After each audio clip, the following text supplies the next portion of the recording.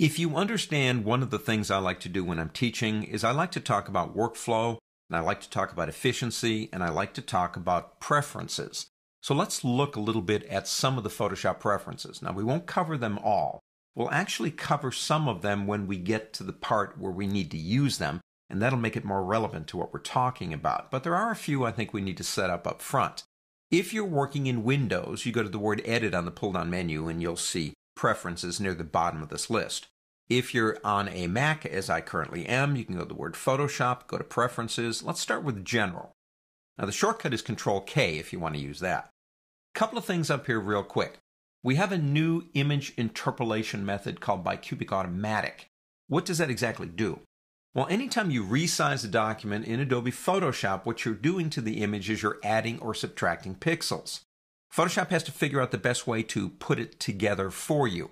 And you can see you've got smooth, best for enlargement, best for reduction. You've got a lot of different ones up here. And so a lot of times, if I'm doing a lot of enlargement, and we can change this in other places, I'll make a change here. I'll change it, well, I'm going to enlarge things, so it's best for enlargement. If you choose bicubic automatic, it tries to make that decision for you, which is not bad. I would suggest, unless you've got a specific reason to use one of the other ones, bicubic automatic is probably the best one to use, and it is the default. So we'll go ahead and leave it there. Auto update open documents. That's a new feature. And what's that do? Well, let's say you're working on an image in Adobe Photoshop, and you're also working on that same image. You can do this at the same time in another program, and you make an update to it in the other program. When you re-access Photoshop, it will reread the change and apply the changes. That one by default is not on. I usually won't turn that one on unless I think there's a specific reason why I need to update automatically. Beep when done, I would suggest turn off just for your own sanity. It's kind of annoying. What it does is it beeps every time a command is completed. If you want it, that's fine, but I find that a little bit annoying, so I usually turn that one off. I will turn this one off, and that's a default. What's it do? Well, let's say that you're working in Adobe Photoshop on a document. You make a copy of a piece out of that image. You then close Photoshop down. So we did an edit copy. You close Photoshop down, you open another program, and you do an edit paste, and that Photoshop clipboard data will still be there. Now, there are a lot of reasons why you probably shouldn't do that. For example, anytime you move an image through the clipboard, you're actually moving the image through the color space of the clipboard, and it will change the color. There's a lot of reasons.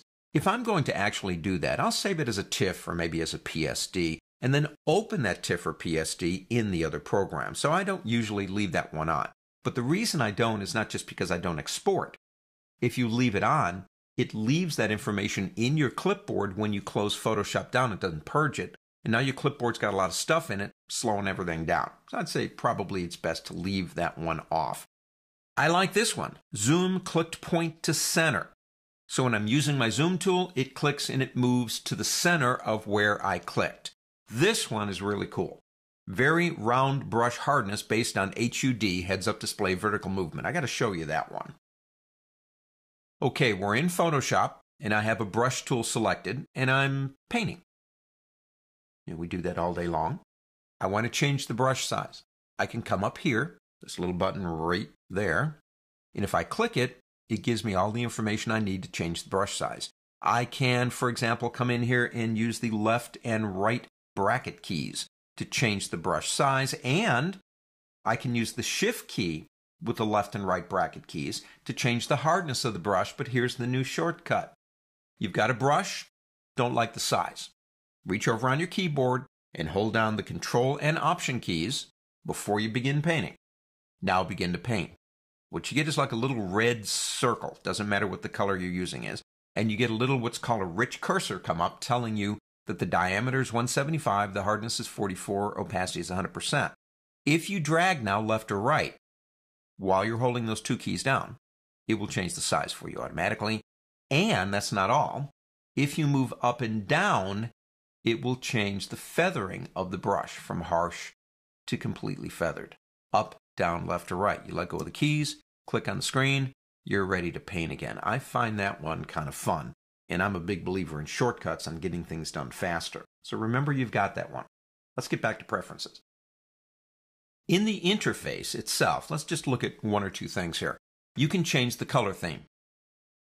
I've been working with Photoshop for well over 20 years, and somebody corrected me the other day. The program itself, primarily in the public eye, has been out there for about 21 years.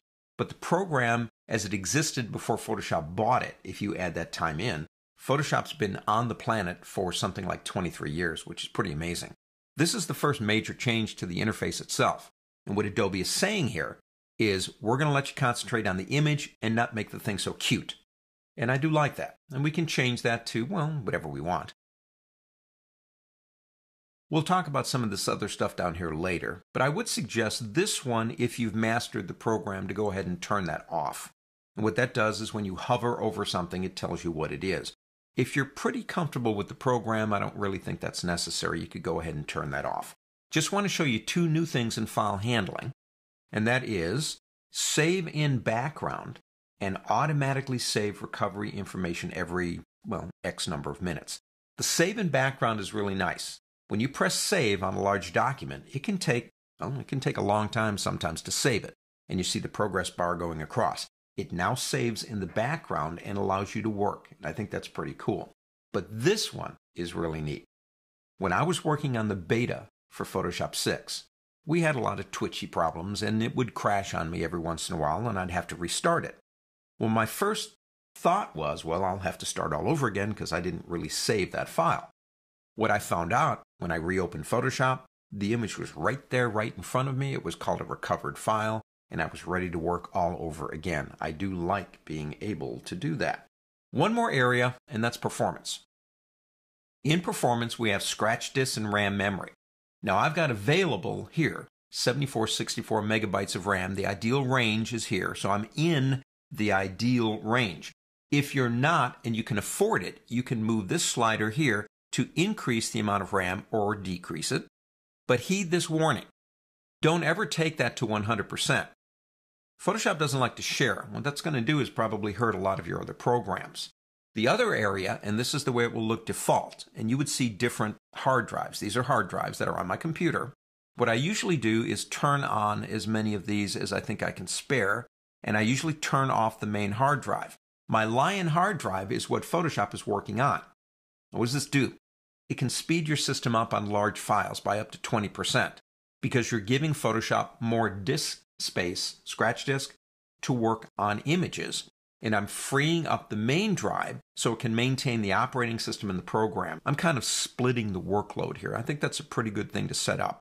If you have more than one hard drive, that's a pretty good thing to do. Now over here, it is detecting my graphics processor. You're going to see in Photoshop CS6 a tremendous speed increase in processing graphic images. For example, if you use Liquify, we were always waiting for Liquify to catch up with us. Not anymore. It's gotten faster. So if you have a processor, and you probably do, make sure that this is checked so it will actually use it. Now up here, I'll mention this real quick, and that's history in cache. History states is at 20, but you can change that to 1,000. That's how many undos you have. Understand, the more undos you have, eventually it will begin slowing down the system a little bit. I don't think you need 1,000. What you need if you've got 1,000 is another cup of coffee because you're not paying attention to what you're doing. 20 to me is okay. That's the default. Sometimes I feel like, oh, well, maybe I should put that up to 40, and it's no big deal. But you change that to what you want. Cache levels are, in a sense, redraw levels of the screen.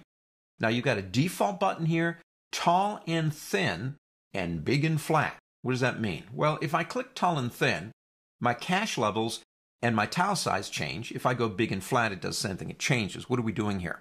Tall and thin. Do you work on a lot of images that are not really huge in terms of file size, but have a lot of layers? It's saying this is the best cache and tile size for tall and thin. If you work big and flat, it's saying, do you work on huge images, gigabyte kind of images, but they don't have a lot of layers? This would be better for you. Now, it's up to you to choose, obviously. We'll go ahead and put that back on default for now. Now, we have a lot of other things to look at, but like I said, we'll talk about type when we get into type. We'll talk about 3D stuff when we get into 3D stuff, and it'll make it more relevant to what we're doing. But preferences in this program are a very important part to making the program look the way you want it to look and to be fast enough for you so you can maintain your creative edge. On to the next.